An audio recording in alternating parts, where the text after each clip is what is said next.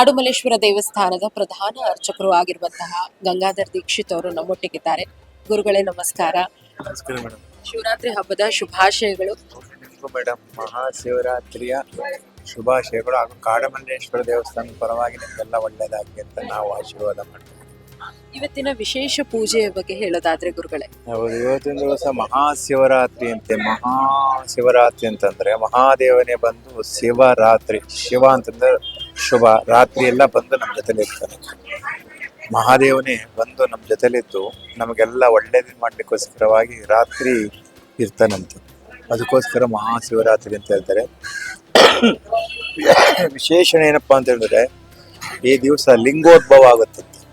ಲಿಂಗೋದ್ಭವ ಅಂತಂದ್ರೆ ಪರಮಾತ್ಮ, ಅವನು ಈಶ್ವರ ಲಿಂಗೋದ್ಭವ ರೂಪದಲ್ಲಿ ಒಂದು ದರ್ಶನ. ಯಾಕೆ ಅದು ಅವನು ಆ ರೂಪದಲ್ಲಿ ನೋಡಕ್ ಆಗಲ್ಲ, ಆ ಲಿಂಗ ರೂಪದಲ್ಲಿ ಬಂದು ನಮ್ಮ ದರ್ಶನವನ್ನು ಕೊಡ್ತಾರೆ ಇವತ್ತಿನ ದಿವಸ ಲಿಂಗೋದ್ಭವ. ಅದಕ್ಕೋಸ್ಕರ ಲಿಂಗೋದ್ಭವ ದಿವಸ ಅದೇ ಅಂತ ಹೇಳ್ತಾರೆ. ಇವತ್ತು ವಿಶೇಷ ಏನಪ್ಪಾ ಅಂತ ಹೇಳಿದ್ರೆ, ನಮ್ಮ ಕಾಡುಮಲ್ಲೇಶ್ವರ ದೇವಸ್ಥಾನ ಪುರಾತನವಾಗಿರ್ತಕ್ಕಂಥ ದೇವಸ್ಥಾನ. ಒಂದು ಅದೇ ಇರ್ತಕ್ಕಂಥ ಇತಿಹಾಸ. ನಾವ್ ಎಷ್ಟೋ 500 ವರ್ಷ ಅಂತ ಹೇಳ್ತೀವಿ, 600 ವರ್ಷ ಅಂತ ಇಲ್ಲ, ಅದಕ್ಕಿಂತ ಜಾಸ್ತಿನೇ ಆಗಿರ್ಬೋದು, ಇನ್ನೂ ಜಾಸ್ತಿನೇ ಆಗಿರ್ಬೋದು.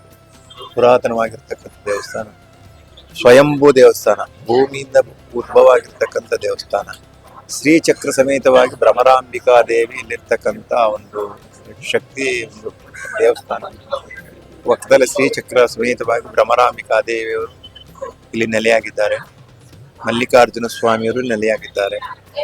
ವಿಶೇಷ ಏನಪ್ಪಾ ಅಂತ ಹೇಳಿದ್ರೆ, ಈ ದೇವಸ್ಥಾನವನ್ನು ದರ್ಶನವನ್ನ ಮಾಡಿದ್ರೆ ಈ ಏನೋ ಒಂದು ಜ್ಯೋತಿರ್ಲಿಂಗಗಳು ಇರುತ್ತೆ. 12 ಜ್ಯೋತಿರ್ಲಿಂಗ ಇದೆ. ಸೌರಾಷ್ಟ್ರ, ಸೋಮನಾಥ, ಶ್ರೀಶೈಲ, ಮಲ್ಲಿಕಾರ್ಜುನ, ಉಜ್ಜಯಿನಿ, ಮಹಾಕಾಳ ಅಂತ 12 ಜ್ಯೋತಿರ್ಲಿಂಗಗಳಿದೆ. 12 ಜ್ಯೋತಿರ್ಲಿಂಗಗಳನ್ನ ದರ್ಶನವನ್ನ ಮಾಡಿರ್ತಕ್ಕಂಥ ಪುಣ್ಯ ಇವತ್ತು ಸಿಗುತ್ತೆ ಅಂತ ಹೇಳ್ತಾರೆ. ಈ ದಿವಸ ಶಿವದ ಯಾವುದೇ ದೇವಸ್ಥಾನಕ್ಕೆ ಹೋಗ್ಬೋದು, ಯಾಕೆಂದ್ರೆ ಪರಮೇಶ್ವರನೇ ಬಂದು ಇವತ್ತು ನಮ್ಮ ಜೊತೆಲಿ ಜಾಗರಣೆ ಮಾಡ್ತಾನಂತೆ. ಯಾಕೆ ಆ ಪುಣ್ಯ ಸಿಗುತ್ತಂತೆ, ಲಿಂಗೋದ್ಭವ ರೂಪದಲ್ಲಿ ಬಂದು ಸಿಗ್ತಾನಂತೆ. ಅದಕ್ಕೋಸ್ಕರ ಮತ್ತೆ ವಿಶೇಷ ಏನಪ್ಪಾ ಅಂತಂದ್ರೆ, 12 ಮಾಸ ಶಿವರಾತ್ರಿ ಬರುತ್ತೆ ಮೇಡಮ್ ಒಂದು ವರ್ಷದಲ್ಲಿ. ಆ ಶಿವರಾತ್ರಿ ಎಲ್ಲ ಆ ಮಾಸ ಶಿವರಾತ್ರಿ ಸೇರಿ ಮಹಾಶಿವರಾತ್ರಿ ಅಂತ ಹೇಳ್ತಾರೆ. ಅದು ಫಲ ಸಿಗುತ್ತೆ. 24 ಪ್ರದೋಷಗಳು ಬರುತ್ತೆ ಮೇಡಮ್. 24 ಪ್ರದೋಷಗಳ ಫಲ ಇವತ್ತು ಸಿಗುತ್ತೆ ಅಂತ ಹೇಳ್ತಾರೆ ಒಂದು ಶಿವಪುರಾಣ ಉಲ್ಲೇಖದಲ್ಲಿ. ಮತ್ತೆ ವಿಶೇಷಣ ಏನಪ್ಪಾ ಅಂತ ಹೇಳಿದ್ರೆ, ಈಶ್ವರ ಪಾರ್ವತಿಯವರು ಇವತ್ತೊಂದು ದಿವಸ ವಿವಾಹವಾಗಿರ್ತಕ್ಕಂಥ ದಿವಸ ಅಂತ ಹೇಳ್ತಾರೆ. ಈಶ್ವರನು ಪಾರ್ವತಿ ಮದುವೆ ಆಗಿರ್ತಕ್ಕಂಥ ದಿವಸ ಅಂತ ಹೇಳ್ತಾರೆ. ಅದಕ್ಕೋಸ್ಕರವಾಗಿ ಗಿರಿಜಾ ಕಲ್ಯಾಣೋತ್ಸವನ್ನ ಮಾಡ್ತೀವಿ ರಾತ್ರಿಗೆ ನಾವು 12 ಗಂಟೆ, ರಾತ್ರಿ 12 ಗಂಟೆ.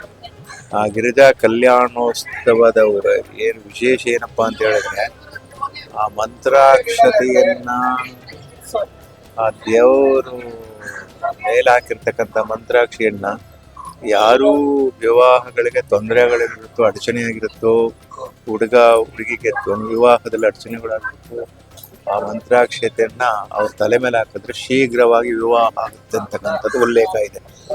ಏಕೆಂತಂದ್ರೆ ಗಿರಿಜಾ ಕಲ್ಯಾಣೋತ್ಸವ ಅಂತಕ್ಕಂಥದ್ದು ವಿಶೇಷ. ಯಾಕೆ ಇವತ್ತು ಪಾರ್ವತಿ ಪರಮೇಶ್ವರ ವಿವಾಹವಾಗಿರ್ತಕ್ಕಂಥ ದಿವಸ.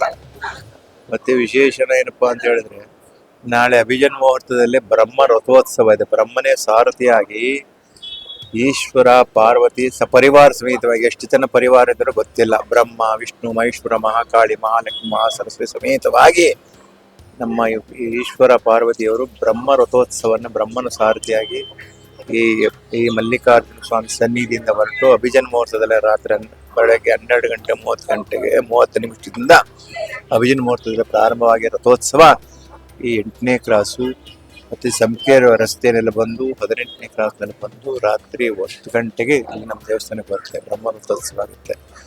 ವಿಶೇಷ ಏನಪ್ಪಾ ಅಂತ ಹೇಳಿದ್ರೆ, ನಮ್ಮ ದೇವಸ್ಥಾನದಲ್ಲಿ 2 ಗಂಟೆಗೆ ದೇವಸ್ಥಾನ ಪ್ರಾರಂಭ ಆಗಿದೆ ಮೇಡಮ್.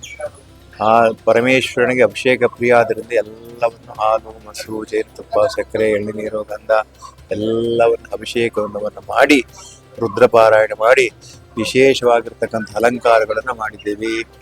ಸಾವಿರಾರು ಜನಗಳು, ಲಕ್ಷಾಂತರಗಳು ಇವತ್ತು ದರ್ಶನ ಮಾಡ್ತಾರೆ. ಯಾಕೆಂದ್ರೆ ಭಾನುವಾರ ಬಂದಿರೋದ್ರಿಂದ ಭಾನುವಾರ ಮತ್ತು ಅನ್ನದಾನ ನಡೀತಾ ಇದೆ.